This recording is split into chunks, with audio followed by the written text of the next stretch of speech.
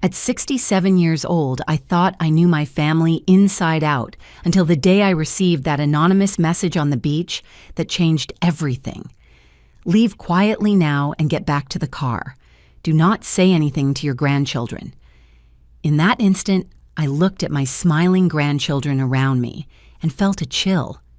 But before we continue, make sure you are already subscribed to the channel Elderly Stories and write in the comments where you are watching this video from. We love knowing how far our stories reach. My name is Emily, and my life changed completely on a summer afternoon.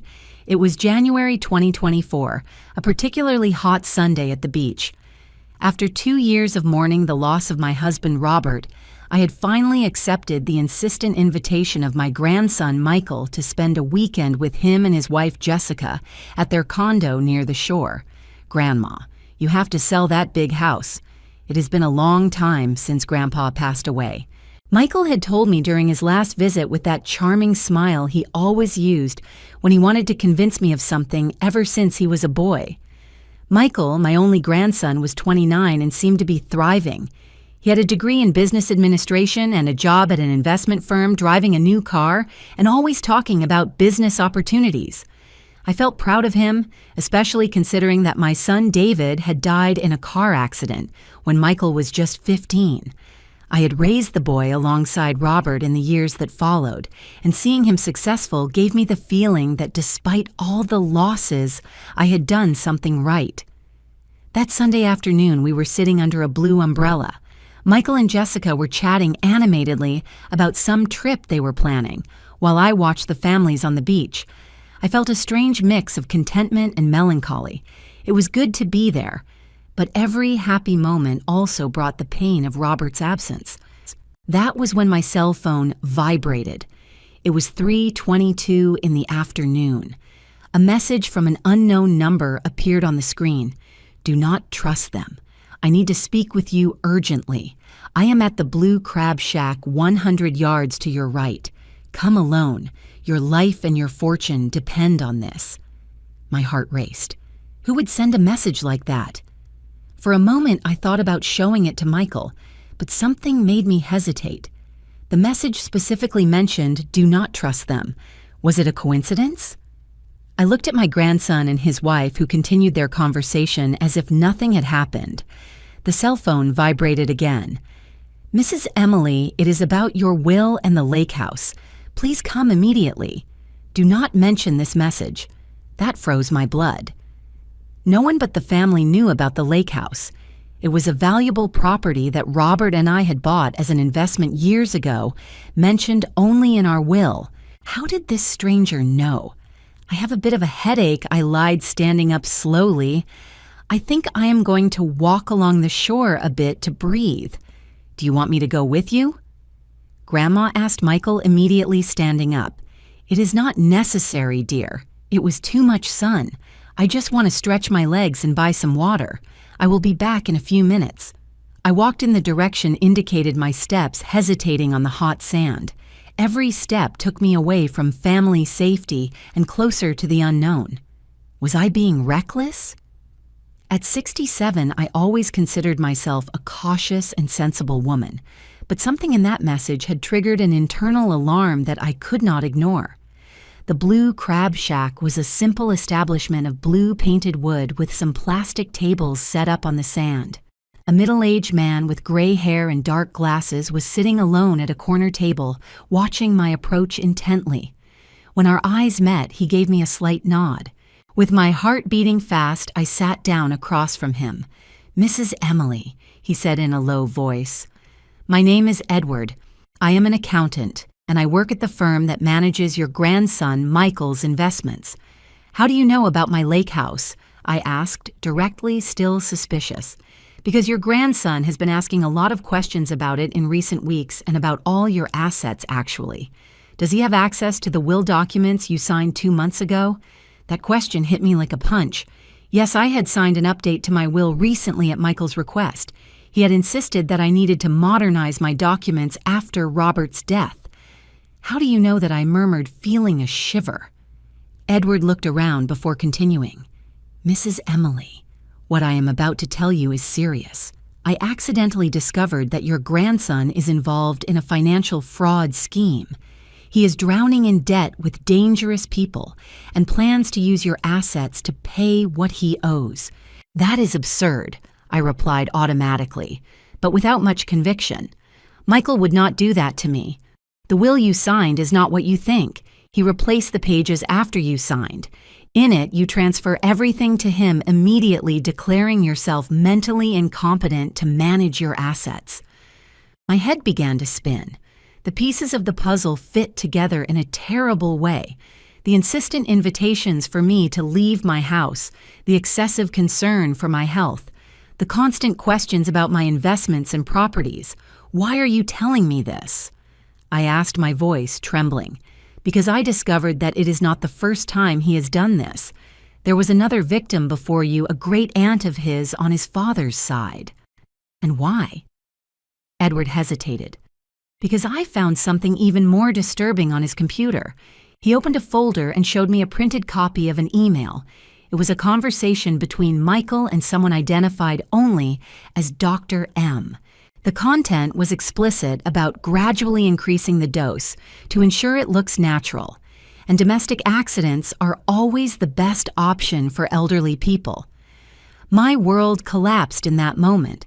It was not just my money that was at stake, it was my life. What do I do now? I asked, feeling panic grow inside me. You cannot go back to that condo. They have been putting something in your blood pressure medication for weeks.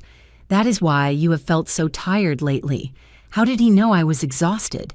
I had been feeling strangely lethargic for months, attributing it to age and depression over Robert's loss. But my things, my documents, I can help you recover them later. Right now, we need to get out of here. They have already noticed your delay. I looked back and saw Michael walking quickly across the sand in our direction, his face set in an expression I had never seen before. It was not concern, it was rage. In that moment, I made a decision that would change everything. I got up and followed Edward to his car parked nearby. When Michael shouted my name, I pretended not to hear. I was leaving behind not just my grandson, but the last illusion of family I had left. I did not know it yet, but that message on the beach would be the beginning of the toughest battle of my life, a fight against my own blood to protect not only my inheritance, but my own existence. As Edward's car pulled away from the beach, I kept my eyes fixed on the rearview mirror. The image of Michael standing on the sand, his face contorted with frustration as he watched us leave, would remain etched in my memory forever. It was the face of a stranger, not the boy I had raised. Where are we going?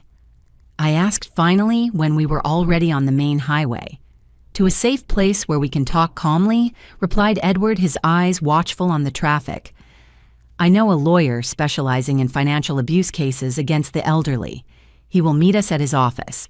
I looked at the beach, receding in the distance. The reality of the situation finally hit me with full force. I had just fled from my own grandson, the boy whose knees I had bandaged when he fell off his bike. The boy for whom I had baked birthday cakes for years. The boy with whom I had shared tears at my son's funeral. How did you discover all this? I asked, still trying to process the information. Edward sighed deeply. I have worked in the finance department of the firm for 12 years. I was always discreet, the kind of person no one notices in meetings. 3 months ago, I found discrepancies in the accounts Michael managed. Small sums, disappearing client investments temporarily redirected. I started investigating on my own. He parked in front of a commercial building downtown and continued. I discovered that Michael has a gambling debt of nearly $2 million with dangerous people. Illegal casinos, sports, betting, that kind of thing. He was embezzling money from clients to cover his losses, but that was not enough. $2 million, I repeated in disbelief. How can someone owe that much? Gambling addiction is a terrible disease, Mrs. Emily. Michael started with small online bets. Then it escalated. By the time he realized it, he was already involved with sharks who offer easy credit but collect with exorbitant interest and unconventional methods. In the lawyer's office, a man in his 50s named Mr. Sterling received us with a grave expression. His office was elegant but unpretentious, with shelves of law books and a window overlooking the city center. "Mrs. Emily, I am sorry we are meeting under these circumstances," he said, indicating a comfortable armchair where I sat down. Edward explained the situation to me over the phone. "I need to ask you some difficult questions if you are ready." I nodded, although I did not feel ready for anything. My world had collapsed in a matter of hours. "Do you remember exactly what you signed in the new will? I tried to remember that day 2 months ago." Michael had shown up at home with a folder of documents explaining that after Robert's death, it was important to update my will. He said it was a simple update, that the old documents did not cover new legislation. There were several pages. I signed where he pointed. Mr. Sterling exchanged a meaningful look with Edward. "And do you remember if the pages were numbered? If there was any official seal or watermark?" I closed my eyes, trying to visualize the document. "I am not sure." I trusted him. "He is my grandson." My voice cracked on the last sentence. The pain of betrayal was almost physical. "Have you felt unusual symptoms recently? Excessive drowsiness, mental confusion, memory lapses beyond what is normal for your age?" That was when the pieces started to fit together in an even more terrifying way. "Yes, I have slept a lot. Sometimes I spend the whole day drowsy." Michael said it was depression from Robert's death. He started preparing my tea every night. He said it had calming herbs. Mr. Sterling took quick notes. "We need to do a toxicology screen immediately," he said. "Edward, do you have the copies of those emails?" Edward opened his folder and took out more printed documents. One of them had a list of medications with names I did not recognize. "Benzodiazepines," murmured Mr. Sterling, examining the list, "combined with other sedatives. The intention was clear: to gradually diminish your cognitive capacity, to create an appearance of senility or early dementia." I thought about the small lapses I had in recent months, the times I could not find my keys or forgot names of familiar people. It was not age. They were poisoning me slowly. Their plan was to declare me incompetent and take control of everything. I concluded, my voice trembling. "Not just that," Edward added somberly. "The emails I found mentioned a permanent solution in case you started to suspect. They mentioned an accident on the stairs at home." My whole body shook. The room began to spin. I leaned on the table so I would not fall. "My own grandson," I whispered. "My son's son. How could he?" Mr. Sterling gave me a glass of water and waited for me to recover. "Unfortunately, we see cases like this with increasing frequency. The question now is how to protect you and regain control of your assets. First, we need to ensure your physical safety." "I cannot go back home," I asked, although I already knew the answer. "Absolutely not. Michael will surely go back there, and he will be furious. We have to assume he is dangerous right now. But where am I going to stay? I do not have other close relatives." Mr. Sterling exchanged another look with Edward. "I have a sister who runs a bed and breakfast near the coast," Edward offered. "It is a discreet place. Off-season, it is practically empty. You would be safe there until we resolve this situation." The idea of hiding like a fugitive at 67 was absurd, but less absurd than the alternative. Returning to a house where my own grandson planned to kill me. And what about my documents, my clothes, my legitimate medications? "I can help with that," said Edward. "I know the doorman of the building where Michael lives. I can invent an excuse to pick up your things when they are not there." Mr. Sterling nodded, approving the plan. "Meanwhile, let us go to the specialized police unit. We need to file a report, request protective measures, and start the process to annul any document you signed under duress or deceit." I looked out the window at the sky beginning to darken. A few hours ago, I was on the beach with what I believed was my family. Now I was in a law office planning how to hide from my grandson. What if he finds me? I asked, unable to contain the tremor in my voice. Mr. Sterling looked me in the eyes with a seriousness that frightened me. Mrs. Emily, we cannot underestimate the gravity of the situation. Your grandson owes $2 million to dangerous people. The only way for him to pay that debt is with your assets. If you disappear now, he will get desperate. Desperate people do terrible things. He is my grandson, I repeated, as if that could change something. Right now, he is someone who planned your murder, replied Edward firmly. We have proof of that. I could not hold back the tears. I thought of Michael as a boy running through the house asking me to tell stories before bed. The quiet teenager after his father's death whom I tried to comfort even in my own grief. The young man I was so proud of when he got into college. Where was that boy? Had it been just an illusion? When we left the office, it was already dark. Edward drove carefully through the busy streets, checking the rearview mirror constantly to ensure we were not being followed.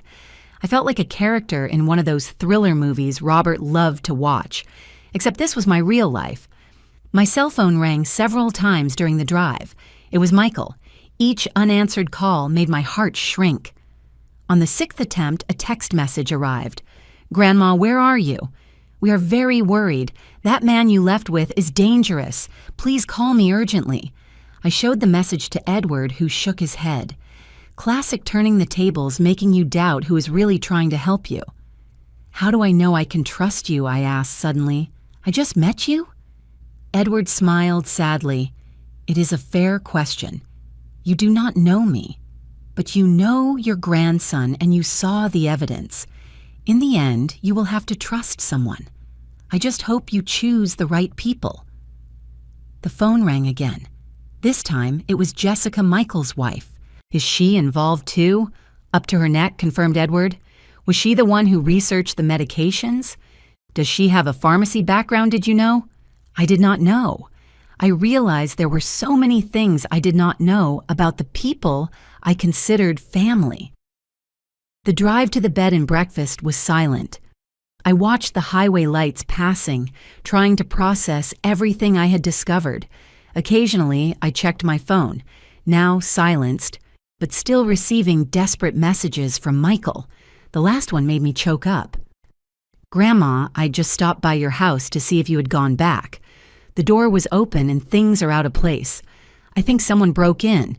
I am very worried about you. Please call me." He went to my house, I told Edward, showing him the message. "He is probably looking for documents, property deeds, anything he can use," replied Edward, "or planting evidence that you are confused, disoriented. It is part of the plan." We arrived at the bed and breakfast around 10 at night. It was a simple but cozy place surrounded by trees. Edward's sister, a friendly lady named Sarah, welcomed me with a warm hug, as if she had known me for years. "I prepared the back cottage for you," she said, guiding me along a path lit by small garden lights. "It is the most private one. No one will know you are here." The cottage was small but comfortable, with a double bed, a clean bathroom, and a small porch overlooking a garden. In my 67 years of life, I never imagined I would be hiding in a B&B, fleeing from my own family. "Tomorrow morning, I will go to the precinct with Mr. Sterling," explained Edward, "and afterwards, I will try to retrieve your things at Michael's apartment. You stay here with Sarah. Do not answer the phone. Do not use credit cards. Do not talk to anyone but us." When I was finally alone, I sat on the bed and allowed the shock and pain to finally overcome me completely. I cried like I had not cried since Robert's death. Maybe more because this time I was not crying just for a loss, but for a betrayal that destroyed all my happy memories. What would Robert say if he knew? What would my son David think if he saw what his son had become? Lying in that strange bed, staring at the unknown ceiling, I made a promise to myself. I would not be just a helpless old victim. I would fight with all my strength, not just for my assets, but for my dignity and my life. My grandson had chosen to start this war, but I would be the one to finish it. I woke up startled with knocking on the door. For a moment, I was disoriented, not recognizing the room where I was. Then the memories of the previous day came back like an avalanche. The message on the beach. Edward's revelation, the desperate escape from my own grandson. Mrs. Emily, it is me, Sarah. I brought breakfast. I relaxed a little. I looked at my wristwatch. 7:30 in the morning. I had slept more than I imagined possible considering the circumstances. I opened the door and Sarah entered, carrying a tray with coffee, bread, cheese, and fruit. Her kind smile seemed out of place in the nightmare my life had become. "How are you feeling?" she asked, placing the tray on the small table near the window, like someone who discovered they lived a lie. I replied sincerely, sitting down to drink coffee. Sarah nodded sympathetically. "Edward told me the basics. I'm so sorry for what you are going through. I know words do not help much right now." While we ate, Sarah explained that Edward had left early to meet Mr. Sterling at the police station. He asked that I not turn on my cell phone or leave the cottage. "Michael is probably looking for you everywhere." A shiver ran down my spine, thinking of Michael looking for me, not with genuine concern, but with anger and desperation, seeing his plans crumbling. "Can I at least turn on the TV? I need something to distract myself." "Of course," replied Sarah, turning on the small television in the corner of the room. "I will be at the front desk if you need anything. Just do not open the door for anyone but me or Edward." After she left, I stayed flipping channels without really paying attention to anything. My mind was full of questions and doubts. What if it was all a big misunderstanding? What if Edward was wrong, or worse, had his own dark intentions? I decided I needed to see the evidence for myself. I turned on my cell phone, ignoring Edward's warning. Immediately, a flood of notifications appeared. 15 missed calls from Michael, 8 from Jessica, 3 voicemails. With my heart racing, I opened the first message. "Grandma, for the love of God, where are you? That man you left with is a former employee who was fired for theft. He is tricking you. The police are already looking for both of you. Call me. I am desperate." Michael's voice sounded genuinely worried. For a moment, doubt grew in me. What if I had made a terrible mistake? The second message was even more disturbing. "Grandma, I just spoke to your doctor. You cannot be without your medication. It is dangerous. You are confused. You are not thinking clearly. That man is manipulating you. Please come home." The manipulation was evident. Michael was playing with my fears, trying to make me doubt my own sanity, exactly as Edward had predicted. The third message was different. Michael's voice was lower, almost a whisper. "Grandma, I know you are with him. I know what he told you about me. They are lies. But if you do not come back tomorrow, I am going to have to take measures. The lake house, the investments, all of that is legally mine now. You signed. Do not force me to declare you incompetent. It would be a scandal for the family." My blood froze. It was no longer a worried plea. It was a veiled threat. The confirmation of everything Edward had told me. I turned off the phone with trembling hands, feeling nauseous. There were no more doubts. My own grandson, the last family tie I had left, was threatening me. The cottage phone rang, startling me. I answered hesitantly. "Mrs. Emily, it is Sarah. Edward just called. He and Mr. Sterling are on their way. They have important news." An hour later, Edward and Mr. Sterling arrived at the cottage. Both looked tense but determined. The lawyer was carrying a folder full of documents. "We managed to file the report," began Mr. Sterling, sitting at the small table, "and we obtained an emergency protective order against Michael and Jessica. Legally, they cannot come near you. As if a piece of paper could protect me," I commented bitterly. "It is a start," replied Edward.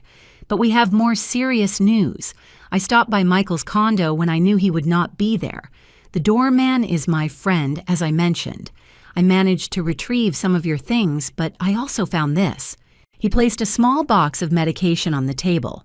"This is supposedly your blood pressure medication. I had it analyzed in a rush at a private lab where I have contacts. It is not the medication it should be.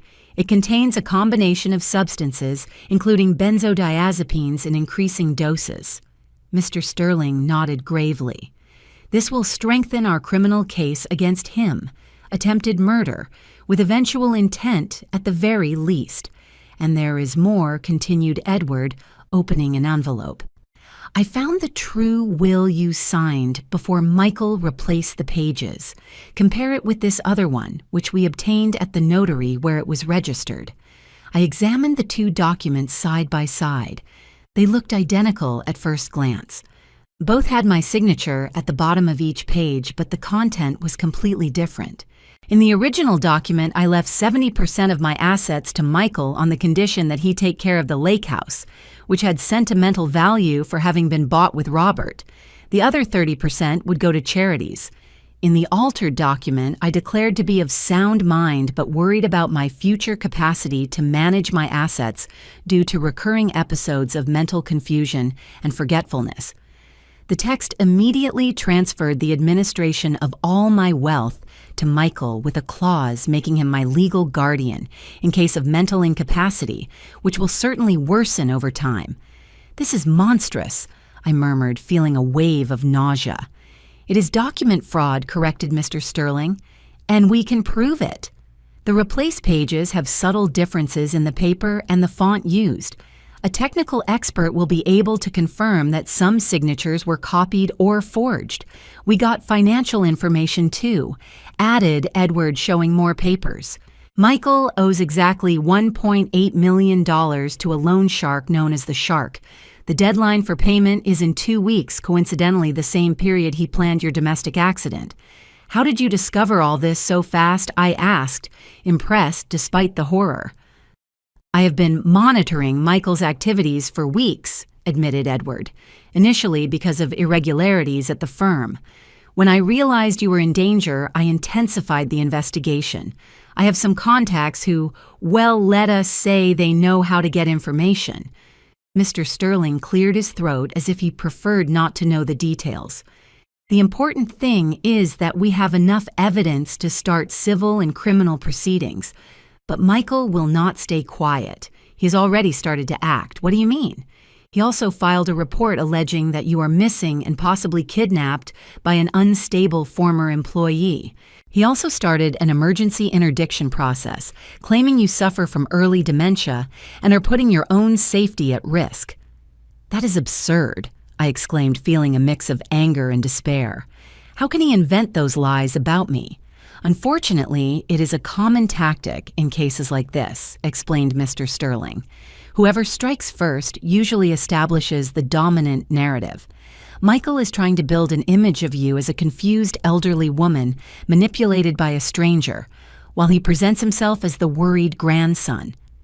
"We need to act quickly," added Edward. "The good news is we have concrete evidence. The adulterated medication, the altered documents, the emails about the accident. The bad news is that the legal process can be slow. How much time do I have until he gets the interdiction?" I asked, feeling a chill, just thinking about losing control over my own life. "We got a temporary injunction suspending any decision until you undergo an independent medical evaluation," replied Mr. Sterling. "But he will pressure for that evaluation to happen as soon as possible and will try to influence the result." "How?" "By presenting your recent medical history, which probably shows symptoms of confusion and forgetfulness, symptoms he himself caused with the adulterated medications." Edward looked furious.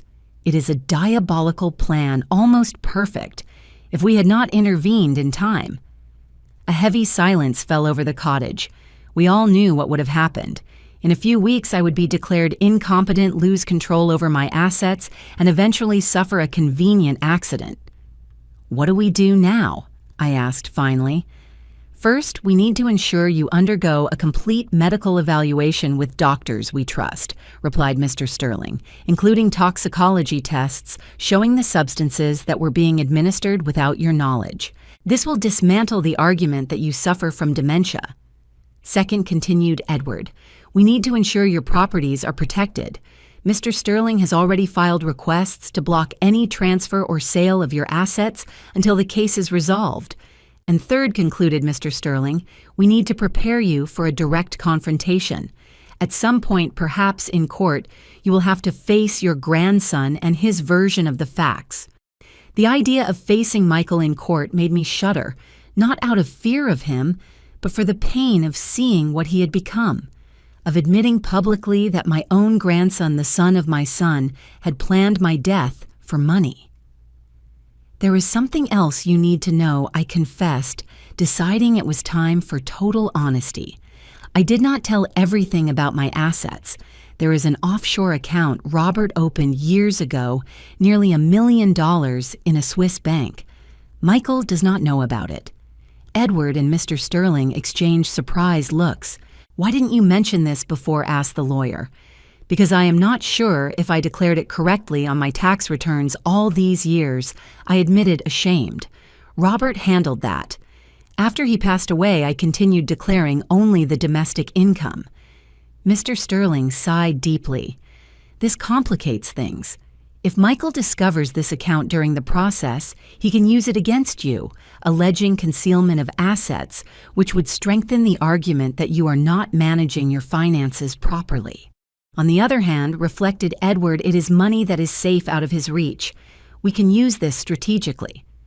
Before we could continue the conversation, the cottage phone rang again. Sarah answered and came quickly towards us, her face pale. "Edward, a car stopped at the entrance. It is a young man with a woman. They are asking for an elderly lady who supposedly arrived yesterday." My heart raced. Michael had found us. "How did they find us?" I whispered, terrified. Edward thought quickly. "Your cell phone? Did you turn it on?" "Only for a few minutes," I confessed, to listen to his messages. "Time enough to track the signal," he muttered. "We have to get out of here now." Mr. Sterling was already packing the documents in his briefcase. "Is there a back exit?" "Yes, it leads to a trail that goes to the beach," replied Sarah. "My car is parked back there. You can use it." While Edward and Mr. Sterling hurriedly gathered our things, I stood paralyzed, looking out the cottage window, facing the garden. The reality of the situation hit me with full force. I was literally running away from my own grandson, like in a thriller movie. "Mrs. Emily, we need to go," insisted Edward, touching my shoulder gently. "They cannot see you." I nodded, forcing my trembling legs to move. We took the small bag with my clothes and documents and left through the back, following a narrow path between flowering bushes that under other circumstances would have seemed charming. Sarah's car was an older model but well kept. Edward took the wheel while Mr. Sterling sat next to me in the back seat. "Where are we going?" I asked, as the car sped along a secondary road away from the main entrance of the B&B. "To the city," decided Edward, his eyes darting between the road and the rearview mirror. "I have a friend who owns a small hotel downtown. It is not luxurious, but it is discreet. We can stay there using fake names while we prepare the next steps." Mr. Sterling nodded, approving the plan. "In the city, we will have easier access to the legal resources we need and get lost in the crowd." The trip to the city was tense. Every time a car got too close, I shrank in the seat, imagining Michael chasing us. Edward drove carefully but fast, taking alternate routes to ensure we were not being followed. "Do you think he knows where we are going?" I asked at one point. "It is unlikely," replied Edward. "Even if they tracked your cell phone to the B&B, they would have no way of knowing our future plans, unless Mr. Sterling started." Then he stopped, as if thinking better of it. "Unless," what I insisted, "unless they put some kind of tracker in our things. But that would be paranoia," I completed. "I think we are past the point where we can rule out any scenario for seeming too paranoid," agreed Edward. "When we get to the city, we are going to check our clothes and belongings just in case." As we approached the city, the traffic intensified. The constant flow of cars, buses, and trucks was at once comforting and oppressive. On one hand, it was easier to lose oneself in the crowd.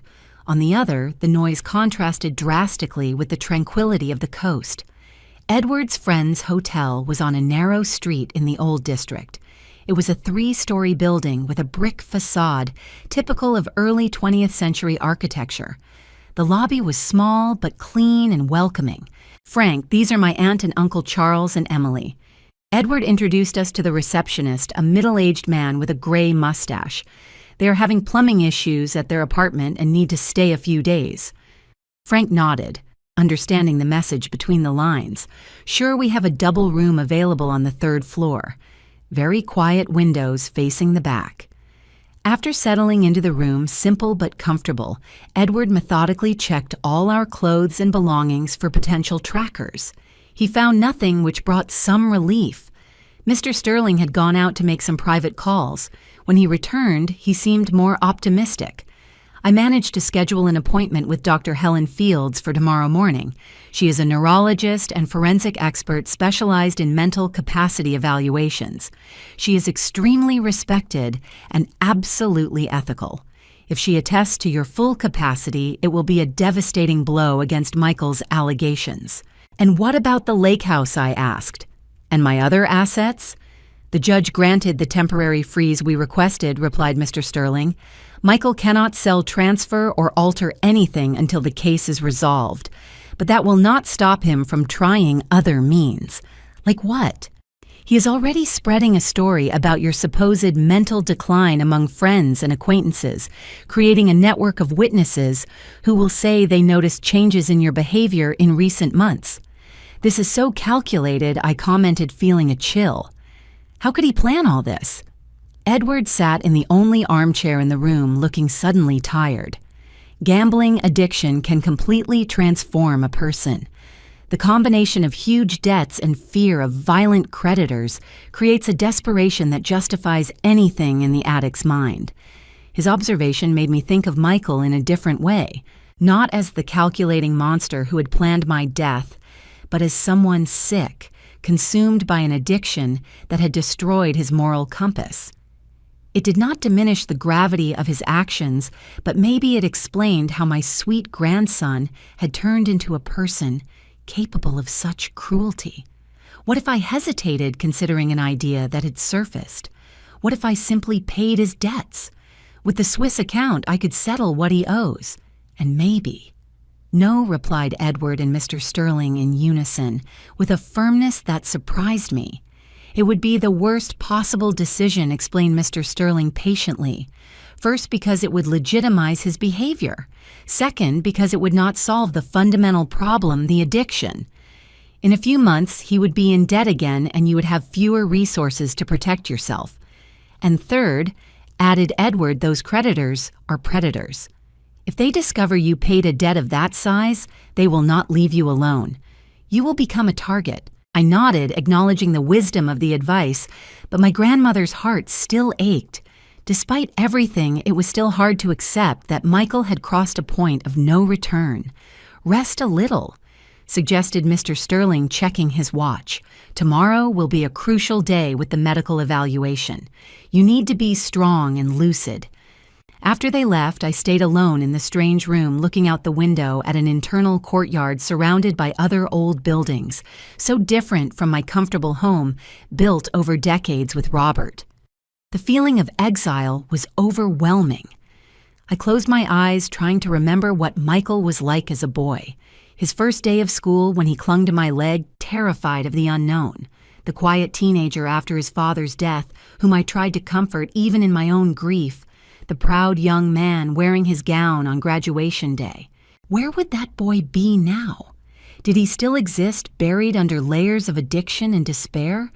Or had he disappeared, completely replaced by someone capable of coldly planning his own grandmother's death? With those painful questions in mind, I fell into a fitful sleep full of nightmares, where Michael chased me down endless stairs, always about to catch me. The next morning dawned gray and rainy, a sky that seemed to reflect my mood. I woke up early after a night of fragmented sleep. My head throbbed with a slight ache, perhaps the result of accumulated tension or the adulterated medications leaving my system gradually over the last few days. Edward arrived at 8:30 bringing coffee and fresh bagels. His face showed fatigue, but there was a determination in his eyes that gave me strength. "How do you feel?" he asked, arranging the small breakfast on the room table. Like someone who discovered her whole life was a sham, I replied, trying to smile, but failing. "Not everything was fake," observed Edward gently. The love you gave Michael for years was real. The happy memories you shared were true. What happened afterwards does not erase that. His words, although well-intentioned, touched an open wound. How to trust any memory now? How many of the laughs, of the moments of affection, of the confidences shared with my grandson had been genuine? And how many had been calculated to manipulate me? "We have to leave in 20 minutes for the appointment with Dr. Helen," informed Edward, changing the subject, noticing my discomfort. "Mr. Sterling will meet us directly at the clinic. He got copies of the medical exams Michael attached to the interdiction request. They are from 3 months ago when you were in the hospital with dizziness. Do you remember?"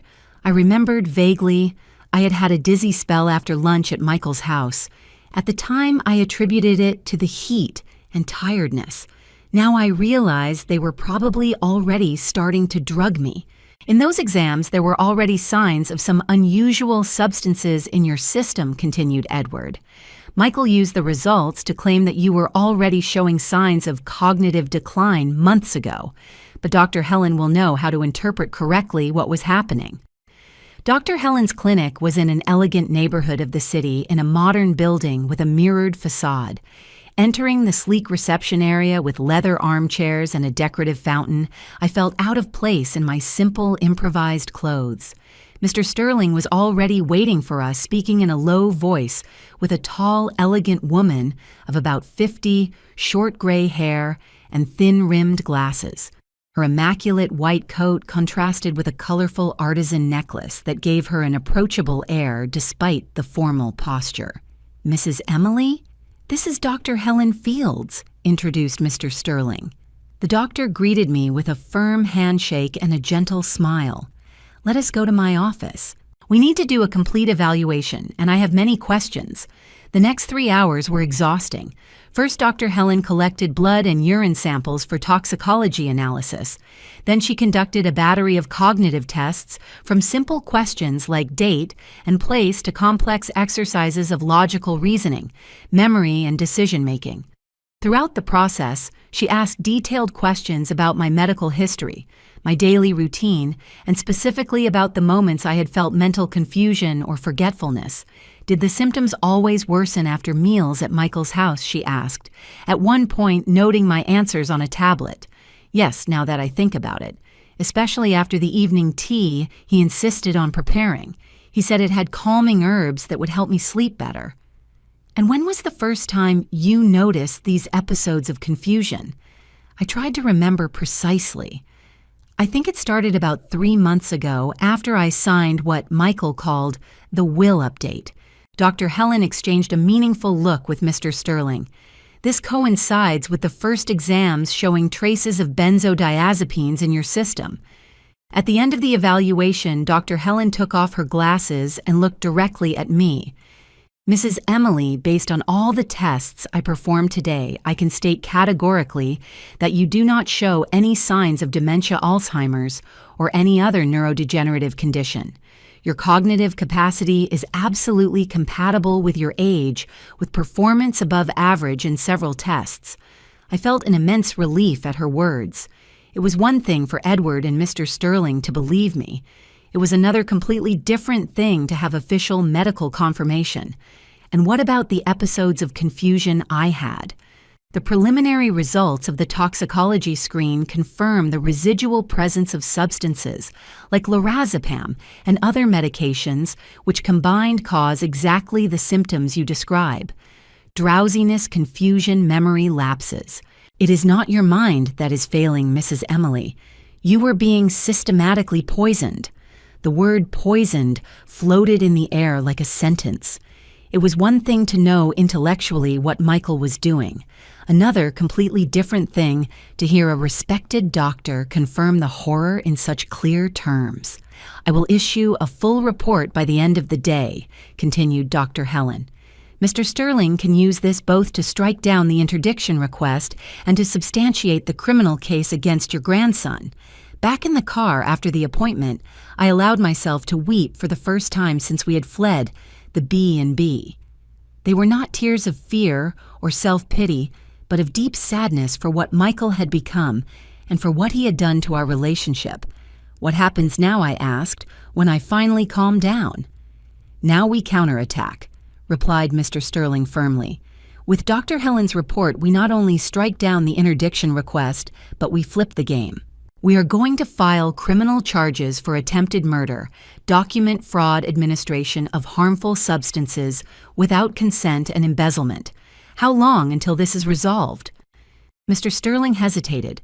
"Criminal cases can take months, sometimes years. But the civil part related to the protection of your assets and the annulment of fraudulent documents can be resolved more quickly, especially with the evidence we have." The prospect of a long legal process frightened me. At 67, I did not have that many years ahead to waste in courtrooms. "And what about Michael?" I asked. "Will he be arrested?" "With the evidence we have, it is highly likely," replied Mr. Sterling. "Attempted murder with premeditation is a serious crime. Added to the other accusations, he can face a considerable sentence. The idea of my grandson in prison caused me conflicting feelings. On one hand, he had coldly planned my death. On the other, he was my son's son, the last piece of family I had left. Is there any alternative?" I asked hesitantly. "Any way to resolve this without completely destroying what is left of our family?" Edward and Mr. Sterling exchanged worried looks. "Mrs. Emily," began Edward gently, "I understand your desire to preserve family ties, but I need to be very clear. Michael crossed every possible line. It was not just financial fraud or emotional manipulation. He was literally planning your death." "I agree with Edward," added Mr. Sterling. "Our main concern has to be your safety. Michael proved he is willing to do anything to get your assets. Even if you decide not to proceed with criminal charges, we still need to ensure he has no more access to you or your assets." I nodded slowly, acknowledging the wisdom in their words, but my grandmother's heart remained divided. It was hard to reconcile the boy I had raised with the man who had planned my death. When we arrived at the hotel, Frank, the receptionist, came hurriedly in our direction, looking nervous. "Edward, I need to speak with you in private." The two of them walked away, talking in low voices. From Edward's tense expression, I realized something was wrong. When he returned, his face was serious. "Mrs. Emily, we have a problem. Michael was here an hour ago asking for us. My blood froze. How did he find us again?" "I am not sure." Frank did not confirm anything. He said he did not know any Emily, but Michael showed a photo of you and insisted he had information that you were staying here. "We have to leave immediately," decided Mr. Sterling. "If he found this place, he will come back with the police or worse." "Worse?" "The loan shark he owes money to," explained Edward somberly. "If Michael is truly desperate, he may have resorted to more extreme methods to find you." We quickly gathered our few belongings. Frank led us through a service exit at the back of the hotel, avoiding the main lobby. "Where are we going now?" I asked, as we got into Edward's car parked on a side street. "To my apartment," decided Edward. "It is not big, but the building has security, and it is the last place Michael would think to look." "What?" As we crossed the congested city, I looked out the window at the people on the sidewalks going about their normal lives. How had my existence changed so drastically in a few days? From a quiet widow visiting her grandson at the beach to a fugitive hiding from her own blood, sleeping in strange places, fearing for her life. Edward's apartment was in a middle-class neighborhood in an ordinary-looking building, but with a doorman and security cameras. It was small and organized with minimalist decor that matched his practical personality. "It is not much, but we are safe here," he said, showing me the guest room, a cubicle with just a single bed and a small closet. Mr. Sterling had left to personally deliver Dr. Helen's report to the judge in charge of the case. "I want to guarantee there is no mishandling of documents," he explained before leaving. Sitting in Edward's small living room, physically and emotionally exhausted, I asked something that had been bothering me. "Why are you doing all this for me? Risking your job, your safety, opening your home to a stranger?" Edward stopped what he was doing and sat on the sofa opposite me. His eyes reflected a mix of determination and sadness. because 6 years ago, my own grandmother went through something similar," he replied in a low voice. "My uncle, her oldest son, did almost the same thing. He manipulated documents, convinced everyone she was senile, took control of everything. When we finally found out, it was too late." She died alone in a cheap nursing home, where he had committed her to save money while he lived in her mansion. His fists clenched at the painful memory. "I was too young. I did not have the resources or knowledge to help her. When I saw what Michael was planning to do to you, I swore that this time it would be different, that this time I would do something." His words touched me deeply.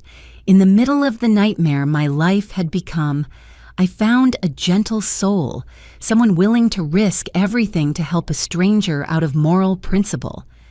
"Thank you," I whispered, holding his hand.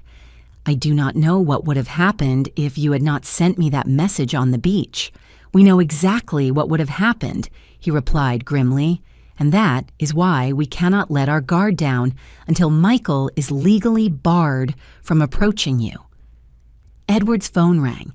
It was Mr. Sterling with news. The judge received the report and immediately suspended the interdiction process, he informed, sounding triumphant. Better yet, he issued a restraining order prohibiting Michael from approaching Mrs. Emily or any of her properties. The police have already been notified. It was an important victory, but we all knew it did not mean the end of the battle. Michael was still desperate in debt and dangerous, and now more cornered than ever. "And what about the criminal case?" I asked. "The chief of police scheduled your statement for tomorrow morning," replied Mr. Sterling. "With your statements and all the evidence we gathered, they should issue an arrest warrant for Michael and Jessica by the end of the day." The prospect of seeing my grandson arrested still caused me deep discomfort, but now I understood it was necessary not only for my safety, but also to prevent him from harming other people. That night, Edward reinforced the apartment security, checking all the locks twice and installing a portable alarm device on the door. Mr. Sterling had left but promised to return the next morning with news. "Do you think we are safe here?" I asked, while Edward prepared tea in the small kitchen. "I think so," he replied, although I could sense hesitation in his voice. "Michael does not know this address, and the building has a 24-hour doorman." However, seeing my worried expression, he added, "But maybe it would be prudent to think of an even safer place. I have a friend who owns a farm on the outskirts of the city. We could go there tomorrow until Michael is captured." I nodded, grateful for his concern, but at the same time, tired of running. At 67, after a life of honest work with Robert, I had become a fugitive, hiding in unknown places, fearing for my safety. What happened to my life, I murmured more to myself than to Edward. "It was interrupted temporarily," he replied, sitting across from me and offering me a cup of tea. "But it is not over. You are going to rebuild it different, perhaps, but still yours." His words contained a wisdom that comforted me. Yes, my life had been turned upside down, but it was still in my hands. If I managed to survive this crisis, I could start over with new foundations, new people, new purposes. In the morning, the buzzer rang early. It was Mr. Sterling, looking agitated. "We have a lead on Michael," he announced as soon as he entered. A hotel clerk in Sacramento recognized his photo on the news. Apparently, he and Jessica checked in last night under fake names. Sacramento asked Edward, surprised, "Why would they go there?" "I am not sure, but the police are on their way. With luck, they will be detained in the next few hours." The news brought a little relief, but something still bothered me. Sacramento does not make sense, I observed. If they were really fleeing, they would go further, maybe even try to leave the country. Mr. Sterling frowned, considering my observation. "You are right. It seems like a strange choice for someone on the run." Unless Edward began. Then he stopped abruptly, as if a disturbing idea had occurred to him. "Unless what I insisted. Unless it is a deliberate distraction," he completed, exchanging a worried look with Mr. Sterling. At that exact moment, Edward's cell phone rang. He answered. He listened for a few seconds, and his face went pale. When he asked tensely, "Understood. We are leaving immediately. Hanging up, he turned to us with urgency. "Someone broke into your house in the city, Mrs. Emily. The alarm system went off 15 minutes ago. The police are on their way, but—" "Michael," I concluded, feeling a chill down my back. He was never in Sacramento. He sent someone to create a false trail while he went after what he really wanted. "We need to go there," decided Edward. "If he is looking for documents or valuables, we need to know exactly what he took. It is dangerous," warned Mr. Sterling, "if Michael is still in the house. The police must have arrived by now," argued Edward, "and we need to assess the damage, see what he was looking for."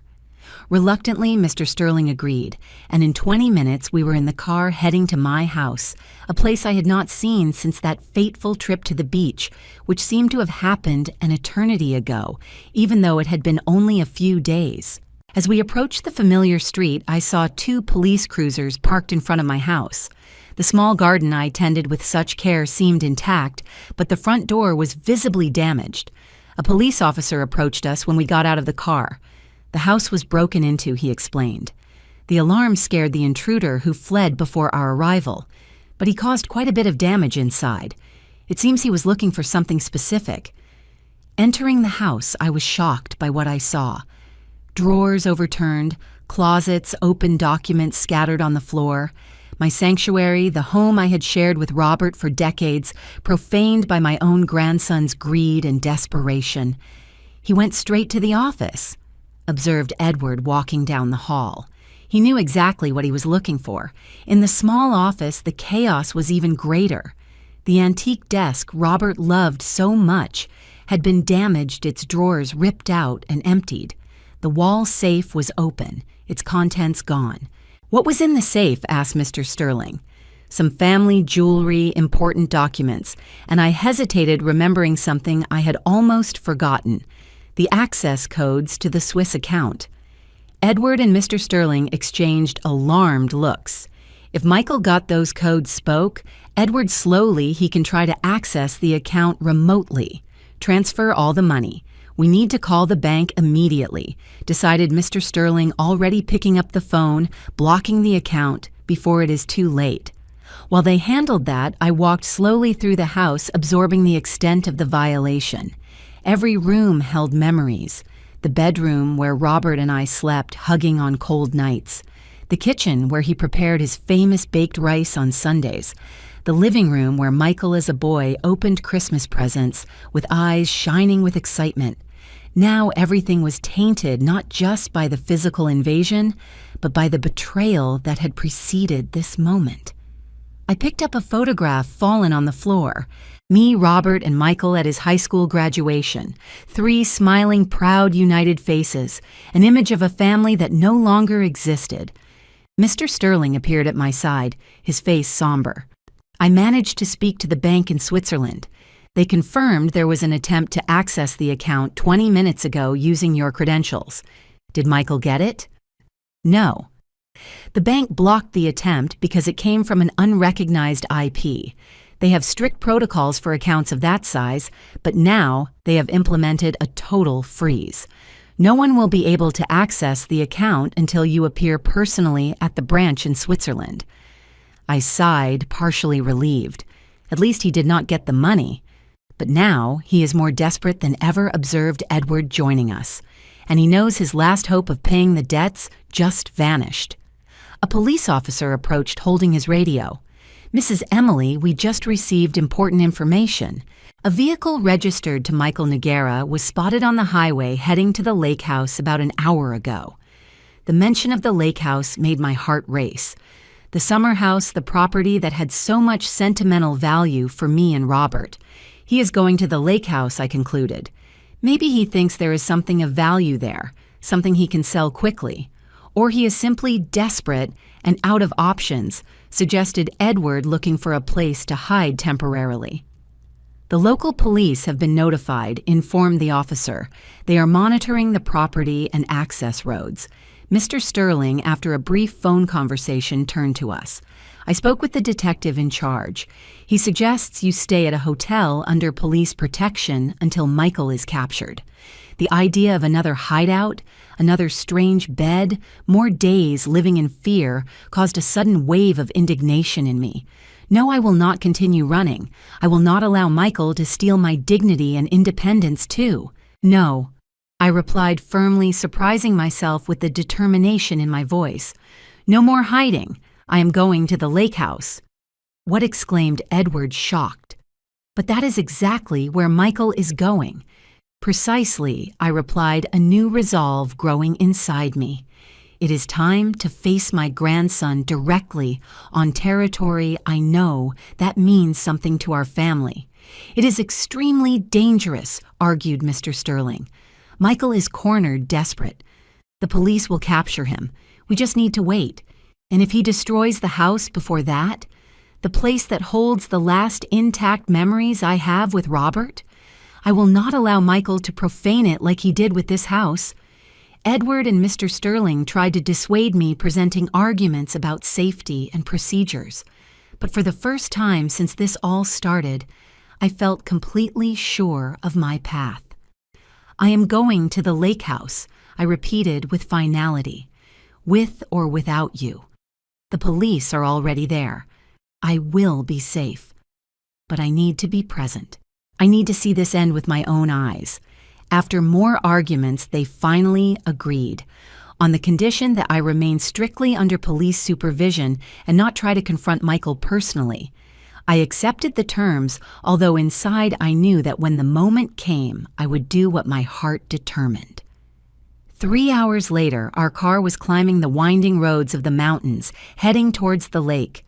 The landscape was beautifully incongruous with the drama we were living.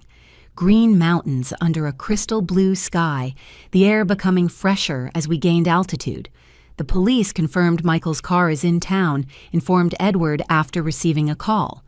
But they have not located exactly where he is yet. He is in the house, I replied with a certainty I could not explain. That is where we are going, and that is where it will all end.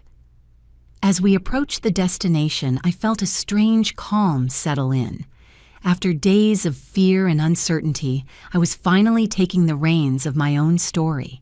Whatever the outcome of the impending confrontation with Michael, I would face it standing up no longer as a scared victim, but as the strong woman Robert always saw in me. The road wound between century-old pines, leading us to the meeting that would forever change the meaning of the word family in my life. The road to the lake house brought back contradictory memories with every curve. I remembered trips with Robert, the sound of his laughter when I expressed nervousness on the steepest parts of the drive. I also remembered Michael as a boy in the back seat asking every 5 minutes if we were there yet. So many happy memories now tainted by what was to come. Mrs. Emily spoke Edward, interrupting my thoughts. The police have established a perimeter around the house. They confirmed there is someone inside, probably Michael. They want us to stop at the outpost they set up a mile from the property. I nodded silently. With every passing minute, the reality of the situation became clearer and more painful. My grandson was cornered, hunted like a wounded animal, and wounded animals are unpredictable. At the improvised police post, a van parked on the shoulder of the road, we were met by Lieutenant Rivera, a middle-aged man with a serious expression and posture that evidenced his years of experience. Mrs. Emily, he greeted me formally. We have the situation under control. Your house is surrounded. We identified 2 individuals inside. We believe they are Michael and Jessica. They seem to be looking for something moving from one room to another. Are they armed? Asked Mr. Sterling. We do not have visual confirmation of weapons, but we are proceeding with the assumption that they might be. The idea of Michael armed caused a new wave of anguish in me. What had happened to him? How had the sweet boy I knew transformed into someone the police needed to protect themselves against? What is the plan? I asked, trying to maintain composure.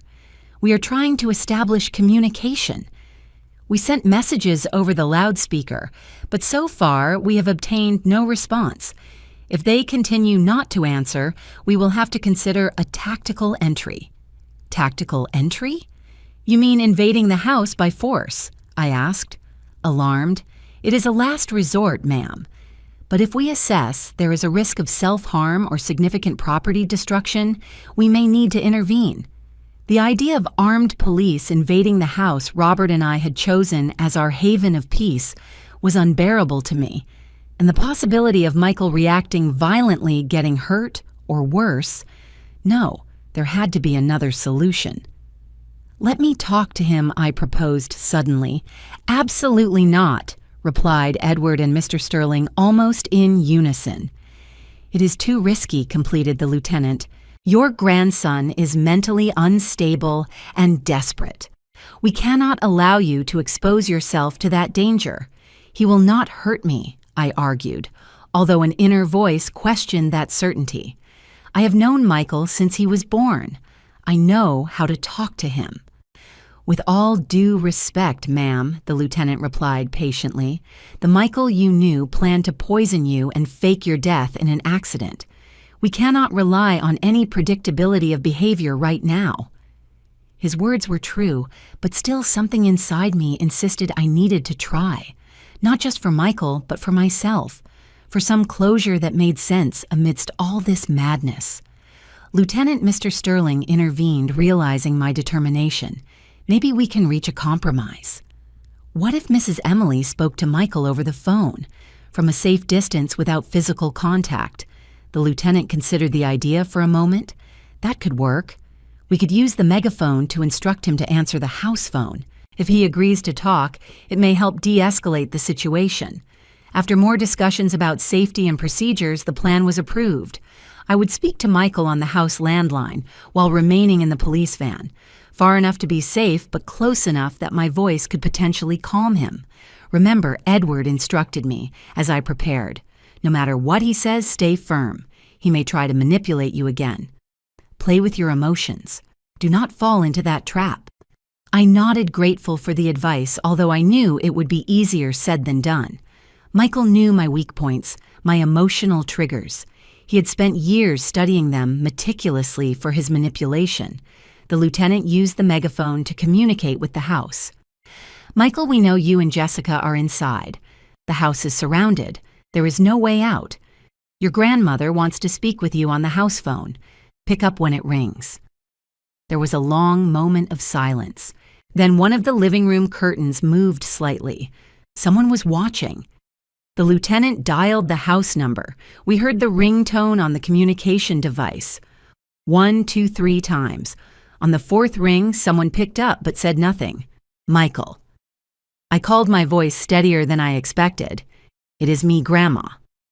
Silence for a few seconds. Then, "What do you want?"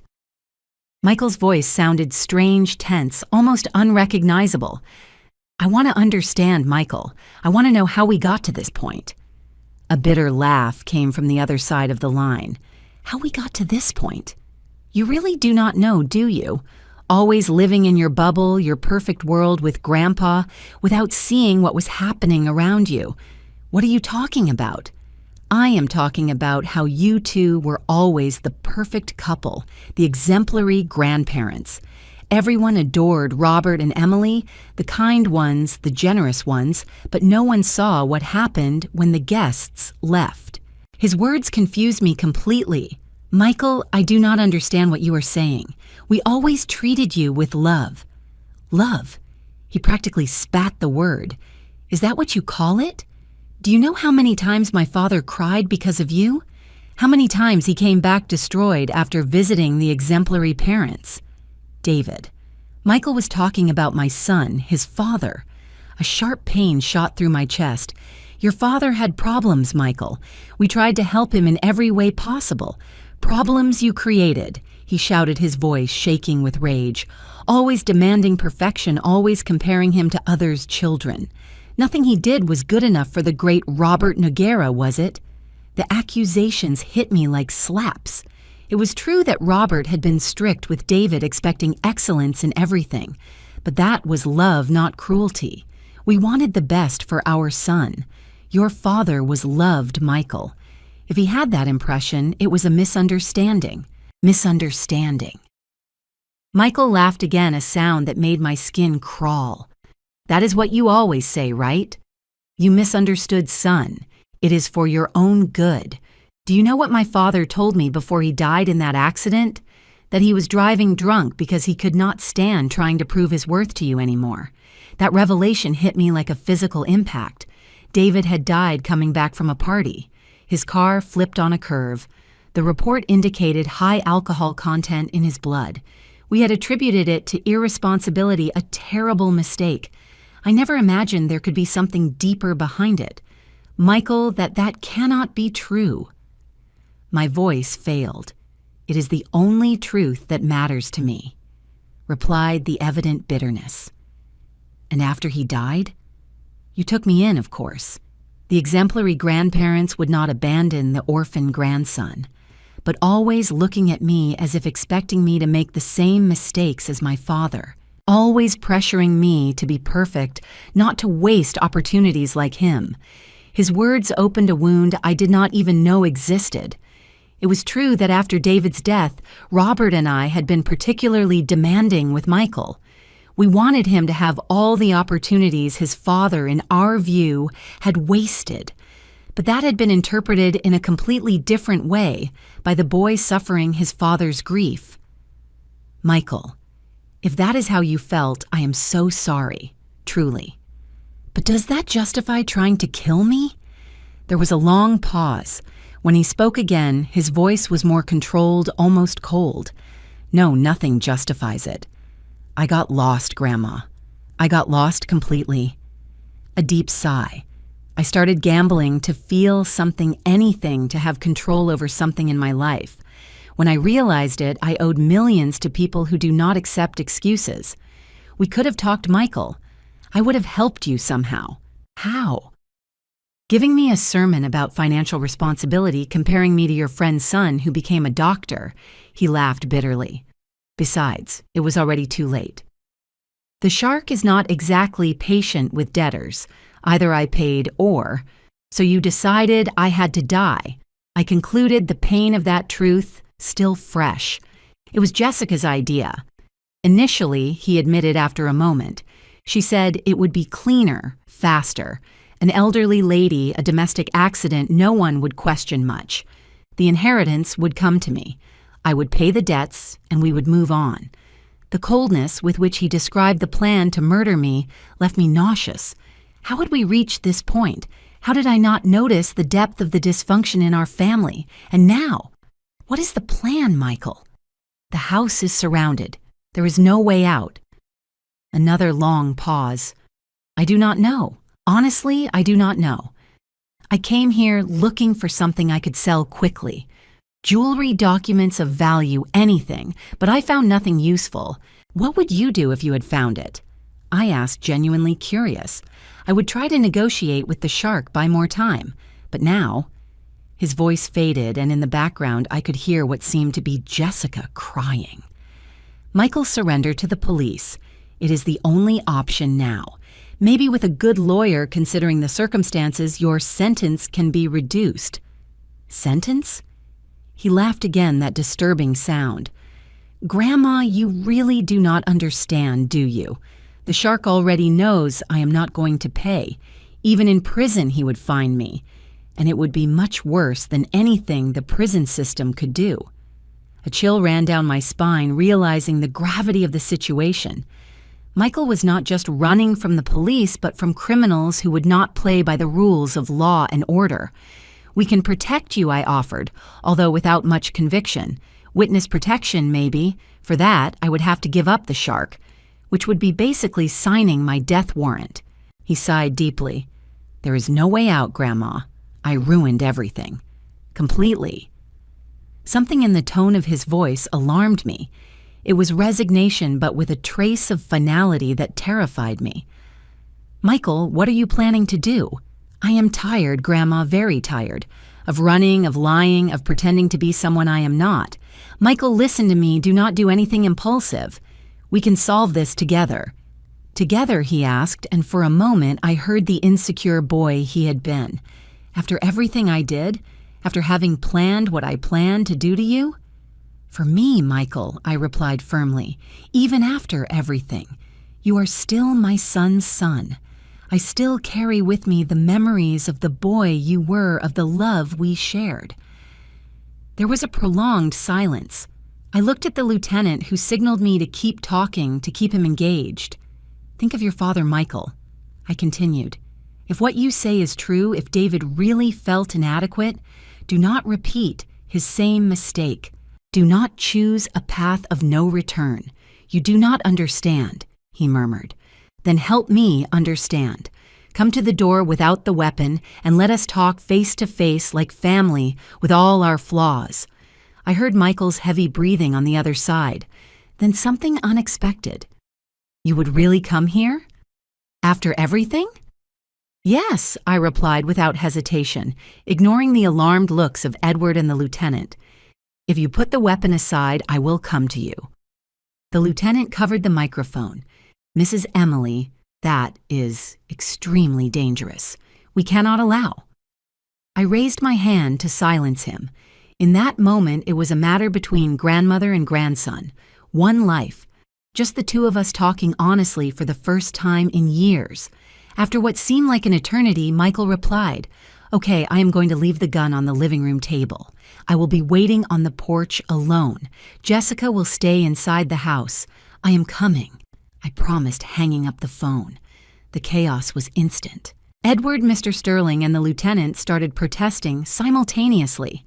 It is suicide, exclaimed Edward. He could be lying about the gun, warned Mr. Sterling. Absolutely out of the question, declared the lieutenant. We will not put a civilian at risk. I faced the three of them with a determination I had not felt in years. Gentlemen, I appreciate the concern, but this is my family, my responsibility. If there is a chance to resolve this without violence, I need to try.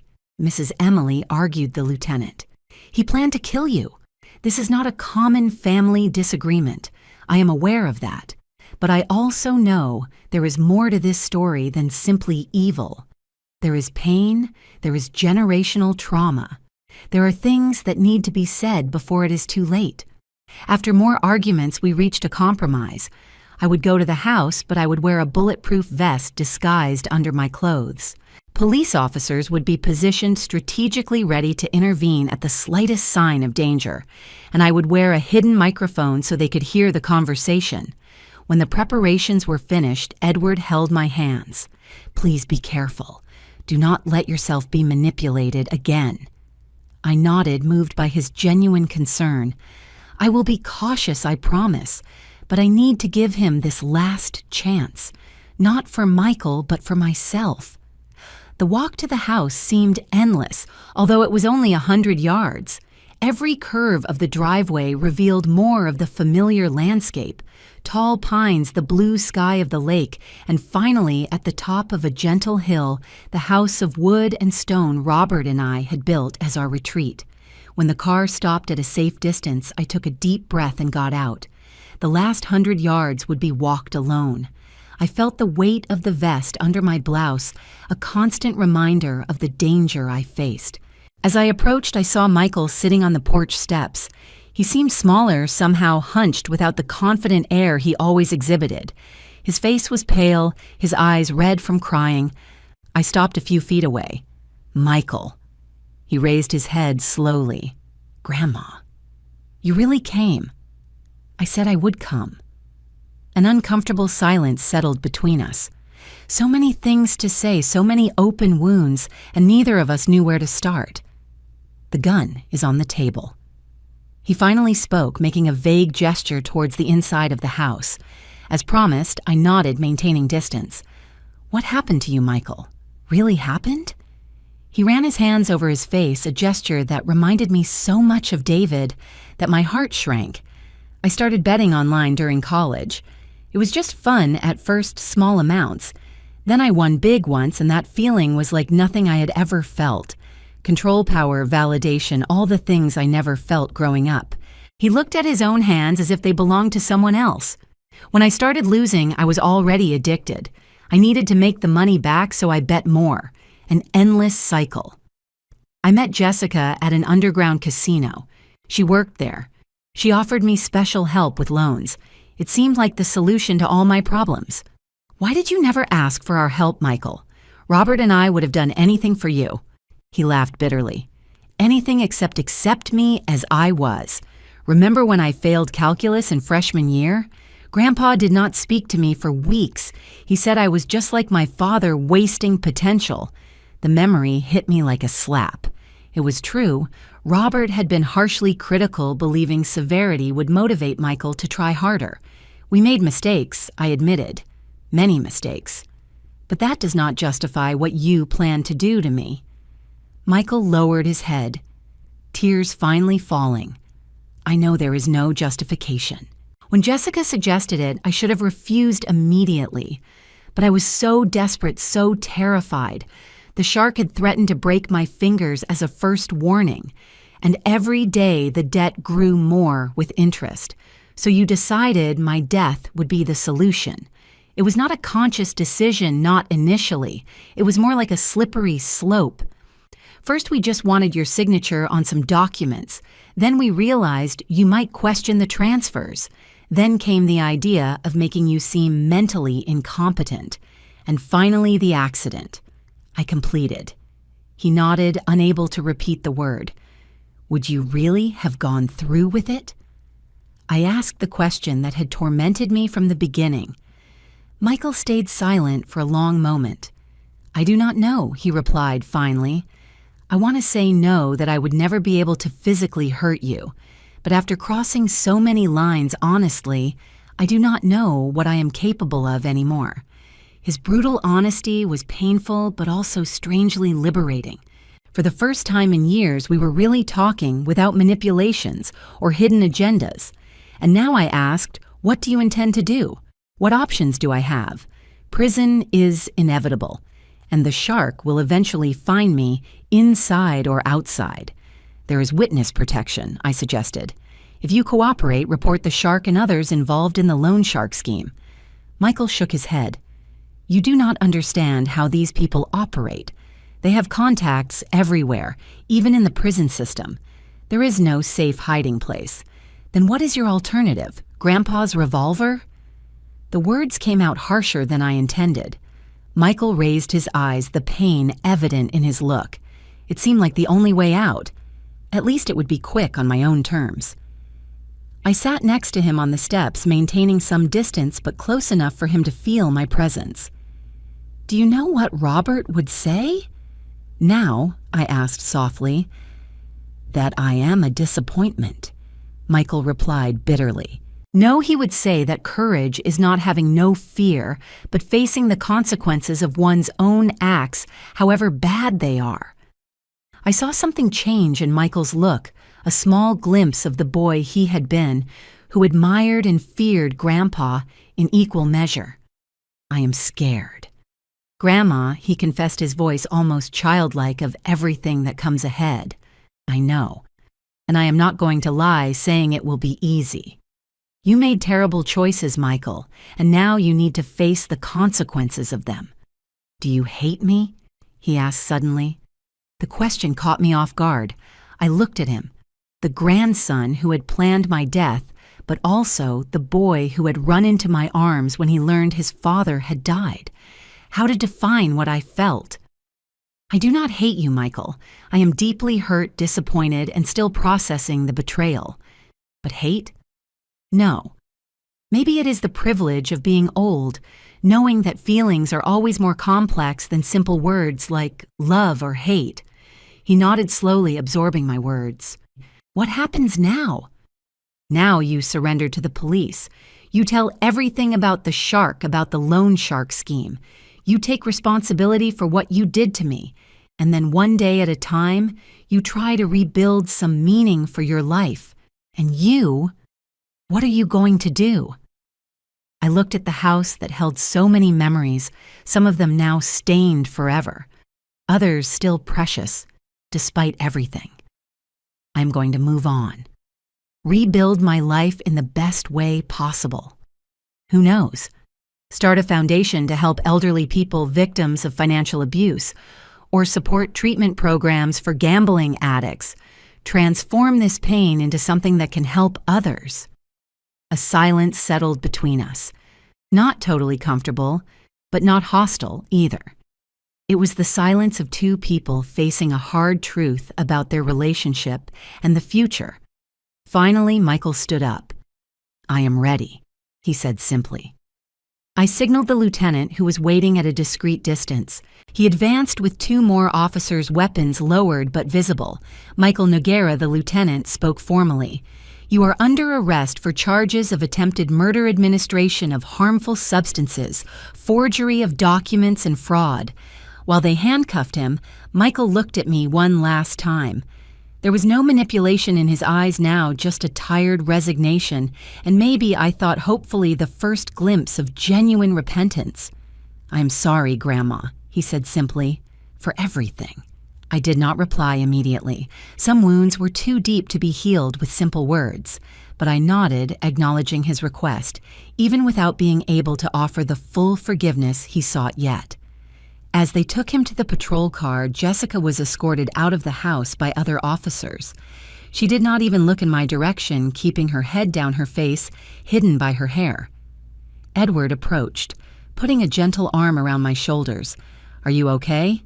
"No," I replied honestly, "but I will be." I looked at the lake house one last time before turning away. It represented the past with its joys and sorrows, truths and lies. Now it was time to look to the future, however uncertain it seemed. In the months that followed, many things changed. Michael and Jessica were tried and sentenced, him to 12 years in prison, her to 8 for being an accomplice in the attempted murder and frauds. The evidence was overwhelming, and Michael's confession, although late, helped clear the case. More surprising was the police operation triggered by the information Michael provided about the shark. The investigation revealed a loan shark network extending across 3 states with branches in illegal betting houses and money laundering.